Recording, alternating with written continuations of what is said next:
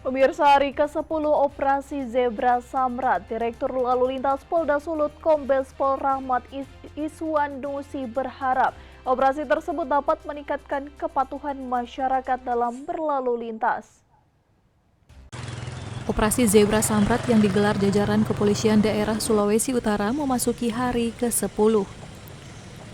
Direktur Lalu Lintas Polda Sulawesi Utara, Kombes Pol Rahmat Iswanusi berharap adanya peningkatan kesadaran dan kepatuhan masyarakat Sulawesi Utara dalam berlalu lintas. Ya, harapan kita tentunya dengan adanya operasi Zebra ini, adanya peningkatan kesadaran masyarakat dalam berlalu lintas, dan juga kita bisa sama-sama saling menghargai sesama pemakai pengguna jalan, dan juga turut mengkampanyekan tertib berlalu lintas.